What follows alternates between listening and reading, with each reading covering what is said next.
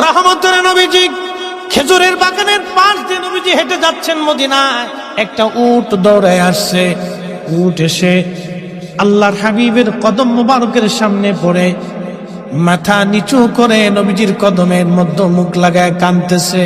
উটের জবান খুলে গেল। উট কাঁদে আর বলে, ইয়া রাসূলুল্লাহ, ইয়া হাবিবাল্লাহ, নবী গো, আপনার কদমে আমার আরজি। উট, কি জন্য তুমি কাঁদো? বলে, ইয়া রাসূলুল্লাহি, আমাকে শুধু মারে, আঘাত করে, কিন্তু খাদ্য দেয় না, কাজ বেশি বেশি করায়। এমন সময় পিছে পিছে ওই মদিনার সেই উটের মালিক দৌড়ায় আসছে। আল্লাহর নবী বললেন, ও উটের মালিক, তুমি কি উটের মালিক? বলে, হ্যাঁ ইয়া রাসূলুল্লাহ। তুমি কি তাকে খাবার কম দাও, কাজ বেশি করাও এবং মাঝে মধ্যে তারে পিঠাও? বলে, ইয়া রাসূলুল্লাহ, কি করে আপনি জানলেন? বলে, উট এসে তোমার বিরুদ্ধে আমার কাছে অভিযোগ পেশ করেছে।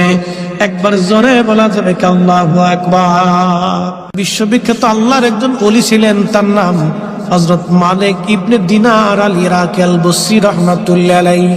হযরত মালিক ইবনে দিনার তিনি প্রত্যেক বছরে মক্কায় হজ করার জন্য ইরাকের বসরা থেকে আসতেন। এক বছর তিনি হজে আসলেন, হজ শেষ করলেন। হজ শেষ করার পরে আল্লাহর দরবারে দোয়া করলেন, আল্লাহ, আপনি দয়া করে আমাকে জানান কার হজ হলো, কার হজ হলো না। আপনি দয়া করে আমাকে একটু জানান আল্লাহ। উনি দোয়া করলেন, কান্নাকাটি করলেন, আল্লাহ, এত মানুষ হজে আসলো, কিন্তু দোয়া কবুল হলো কি হলো না জানা নাই।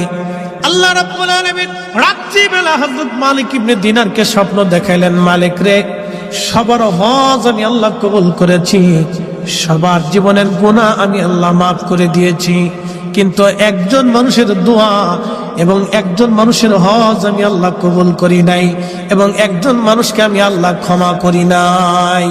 লক্ষ লক্ষ মানুষ আমি মাফ করছি, কিন্তু একজনকে মাফ করি। তো মালিক ইবনে দিনার ইরাকি বসরি খুব চিন্তায় পড়ে গেলেন যে ওই একটা লোক যদি আমি হই, তাহলে আমার জীবন বরবাদ হয়ে গেছে। ওলিরা তো সবসময় আল্লাহকে খুশি করার জন্য নিয়োজিত থাকে। একসাথে বলবেন আল্লাহু আকবার।